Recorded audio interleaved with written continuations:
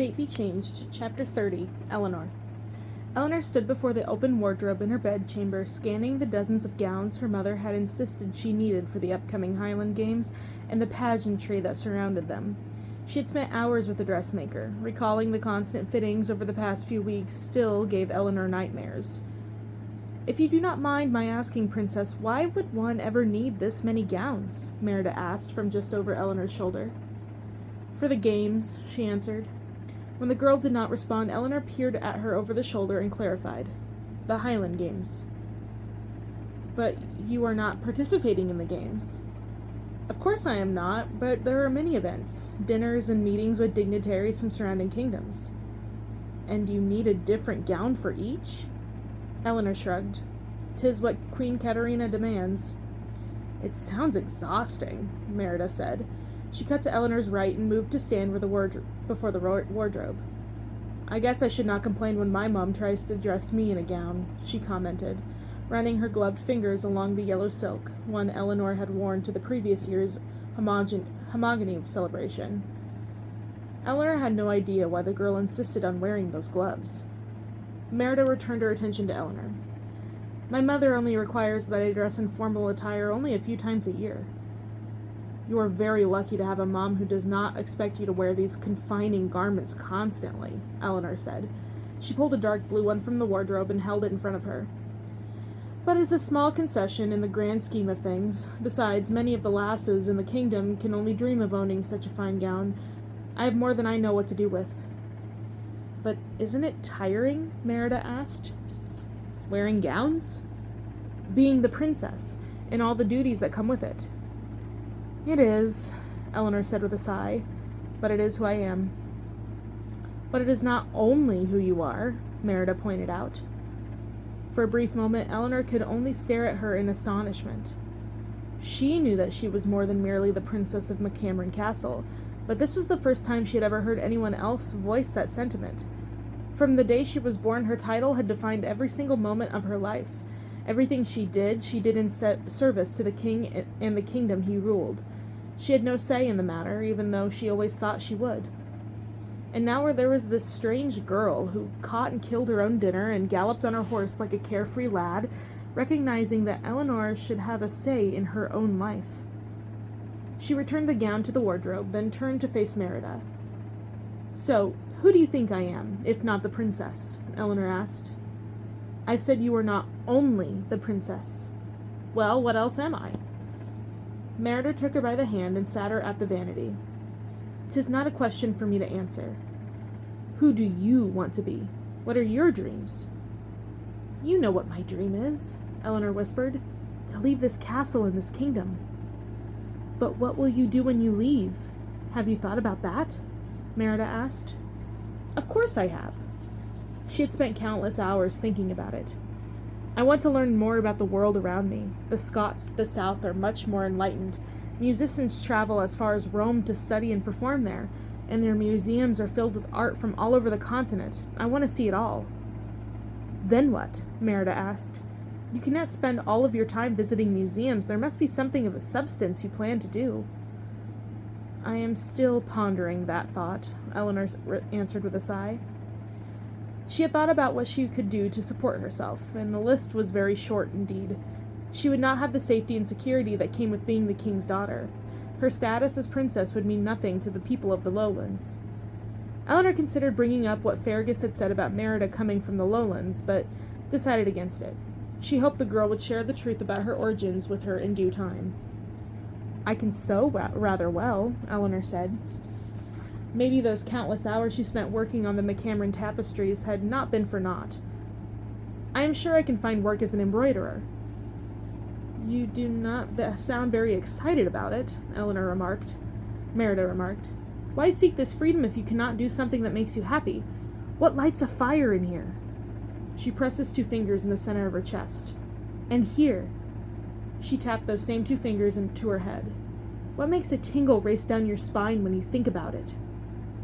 "Aiding the villagers who are in need," Elinor answered without hesitation. "Really?" Merida asked. "Yes." She smiled as a memory emerged, one she had forgotten. When I was a young lass, maybe about 7 or 8, my mother's maid, the one she had before Orla, would sometimes take me with her to the village. Whenever there was a large gathering at the castle, she would take the leftover food to the church. I loved helping to feed the villagers, who did not have means for providing for themselves. Nessa, my mother's maid, said I had a natural ability to make people feel loved. Elinor thought about that young boy from the village who had needed to rummage through garbage to find food. Nessa would have been aghast to learn that people in their kingdom were in such need, and that no one in the royal family had sent aid. "It is true, you know," Merida said. "You make people feel that way, even when they are not being very lovable to you." Elinor was touched by her words, but there was something disconcerting about hearing them from someone she had known for less than a fortnight. "You know, Merida, there had been moments since I found you in the forest that felt as if I'd known you for much longer than these few short days. It seems as if I'd known you better than people I've lived with my entire life," Elinor said. "It is very strange, don't you think?" Merida broke eye contact, looking from the vanity to the window to the tapestry hanging on the wall. When she returned her attention to her, Elinor noted her discomfort. Merida hunched her shoulders and said, "I do not think it is strange at all. Sometimes you simply connect with people." She squeezed Elinor's hand and sent her a sly grin.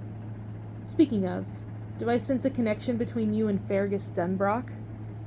"Absolutely not," Elinor said with more vehemence than was warranted. But she did not want anyone, even Merida, to know that she did, in fact, feel a connection with Fergus. The feeling was still too new to her. She needed time to explore it for herself before she shared it with anyone. "Well, what do you think of him?" Merida asked. "That he is ridiculous." "He is not," Merida protested. "He most certainly is, the way he saunters around as if he owns the world." "Well, from what I hear, his father is the chieftain, so he will own Dunbrock soon enough."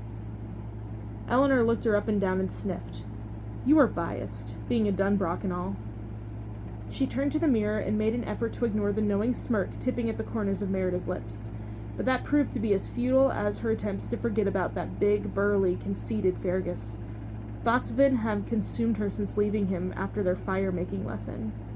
It was frustrating, infuriating, and confusing. She should not feel anything whatsoever for Fergus. The man was a Dunbrock, for goodness sake. The clan had been a fierce rival of the McCamerons for centuries. This peace alliance was too new, too fragile, to negate years of such intense hatred between their clans. Even if Fergus had not been a Dunbrock, she should not be entertaining thoughts of some warrior. She had found his skill with a bow and arrow and his ability to make fire impressive, and the surprising care in which he treated that young boy was to be admired, but it was not enough to alter how she should feel toward him. Men like Fergus believed that their prowess on the battlefield was all that was needed to get through life. What rankled Elinor the most was that they were right. If a man could shoot an arrow or wield a claymore, he needed not accomplish anything else. He would be praised for the rest of his days. Well, although she appreciated that he had been willing to teach her a few survival skills, she would not feed Fergus's ego anymore. She was sure the lasses at Dunbrock did quite enough of that. A streak of jealousy raced through her as she thought of those other lasses, but Elinor quickly suppressed it. She tried to stave off the image of his smile, but it popped into her mind uninvited. The way his red mustache curved up and his grin sent excited tingles skittering around her skin. Elinor cursed both the tingles and the man who had caused them. "'Tis no matter what I think of Fergus Dunbrock," she told Merida in a lowered voice. She said, "What matters is that if there is truly a threat to McCameron Kingdom, Fergus is willing to help uncover it. I wish we could go back to the village today and search for more clues." "Why can't we?" "Because the Queen has ordered that I am to spend the rest of my day preparing my speech for the start of the Highland Games. I am to deliver it for the first time." She looked at Merida and laughed. "I am a bit nervous, but I have been preparing for weeks." "You seem so excited. Won't you miss such duties when you were gone?" Merida asked her. Her earnest expression was disarming. "Are you sure you have thought your plans through, Princess? You will be giving up so much by leaving. You're giving up everything you've ever known." Elinor's throat grew tight as she digested Merida's warning, but it was not as if she had not considered all of this. "Yes, I have thought it through," Elinor said. It is worth giving up all of it for the one thing that I will gain, my freedom. Do you not understand, Merida? She implored. My life is not my own, but it will be when I travel to the lowlands. I will be free to make my own choices and not have anything I do dictated by my mother or father or by my position. I will gladly give this up if it means I can be free.